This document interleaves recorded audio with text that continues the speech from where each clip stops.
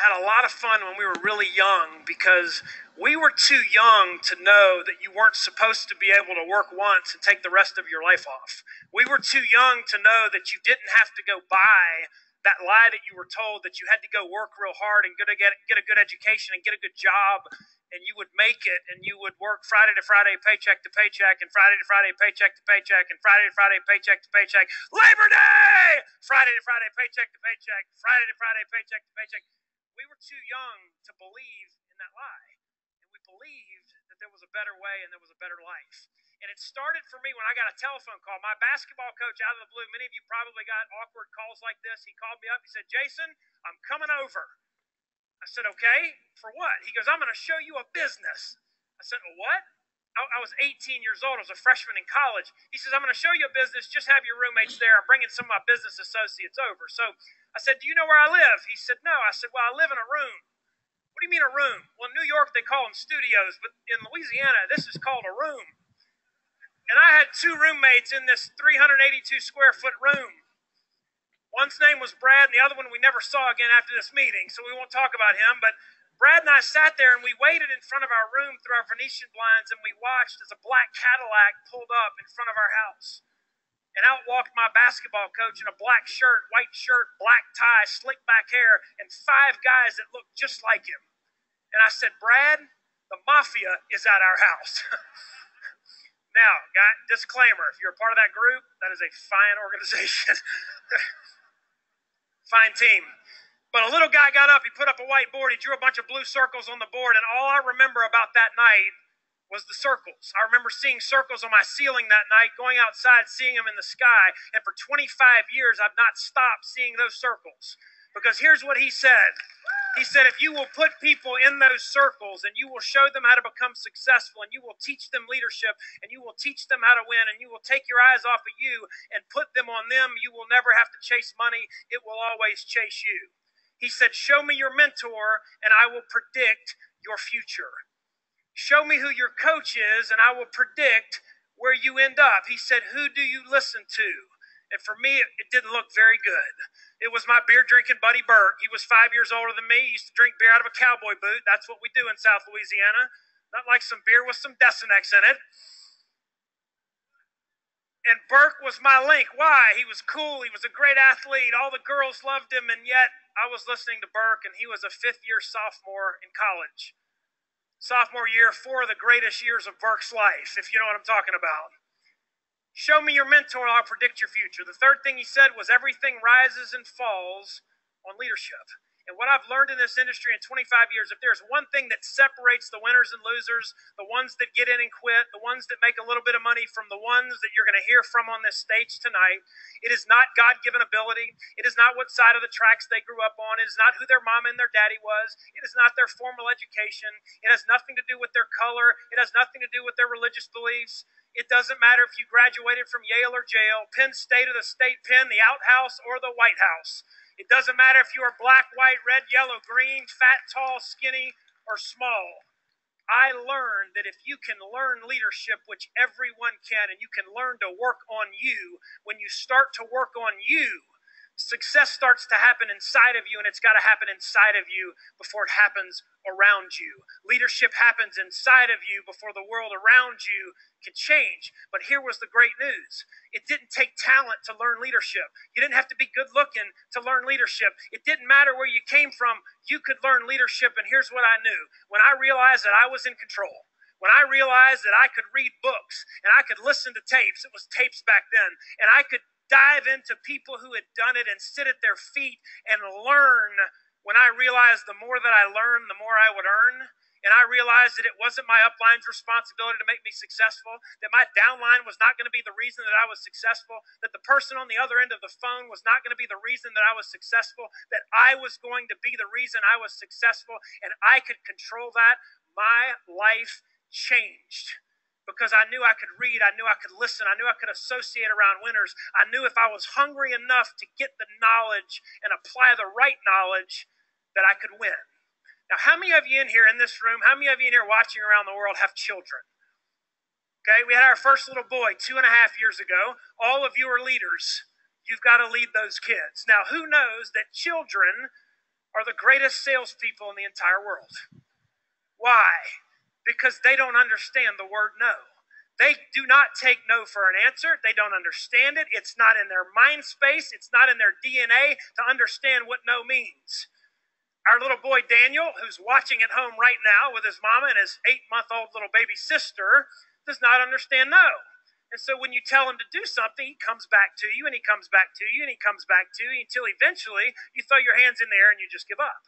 And it reminds me of a story that I heard way back in the beginning of my time in this industry. And a guy got up on stage and he talked about a little boy. The little boy was 5 years old. And this little boy walked into his living room and his dad was sitting there. It was a Sunday afternoon. The NFL was on. And dad was, wearing the hair off the back of his head, sucking down a cold one, watching the game.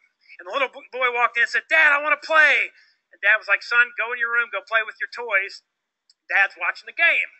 5 minutes later, he comes back. "Dad, are you ready to play?" He said, "Son, go in your room. Go play with your little sister." Dad is watching the game. 5 times he comes back. "Dad, I want to play. Dad, I want to play. Dad, I want to play." Finally, the dad gets frustrated. And he looks down. There's a little box of magazines sitting by the lazy boy. And he pulls out a magazine and he opens it up. And there's this big fold out, this big map of the world in the magazine. And he rips it up into 100 pieces and he throws it back into the box. He gives the kid the box. He says, "Son, you go put that picture together and then Daddy will play with you." 5 minutes later, comes back and it's perfectly put together. It's all taped up. Every continent, every country is perfect. "Dad, I'm ready to play." And the dad looks at the kid and said, "Son, how in the world did you do that?"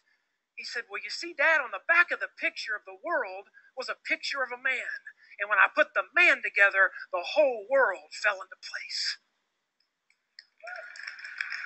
You see, when you get it right in here, it has no choice to become right out here. And today I'm going to talk to you about leading yourself. I'm going to talk to you about what you can do on a daily, weekly, monthly, yearly basis to lead yourself. You'll hear John Maxwell talk over and over again about your income level, and your business success level will never surpass your leadership lid.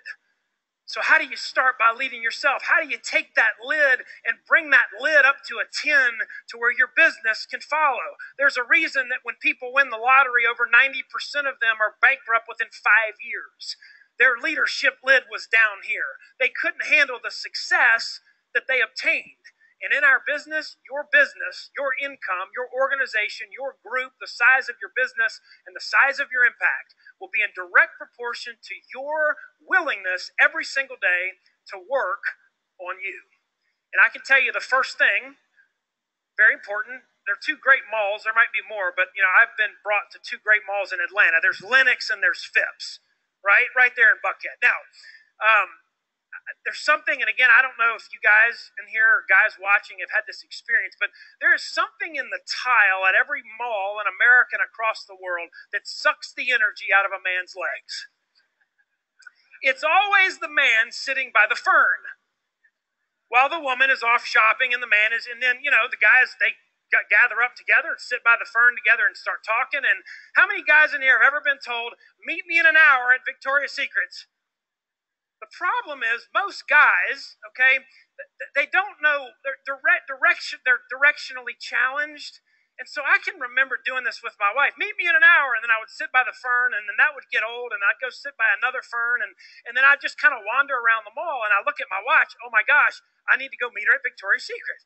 So then what am I looking for? I'm looking for the map. But the maps are like at the exits, right? So you go to this exit, there's no map. You go to this exit, and then, oh my God, there's a map. Yes. And then you go to the map. And what do you look for on the map, guys? You look for the star. What does the star say? You are here. It's very important to know where you are if you want to find out where you're going. Because if you don't know where you are as lost as last year's Easter egg. You will never find Victoria's Secret.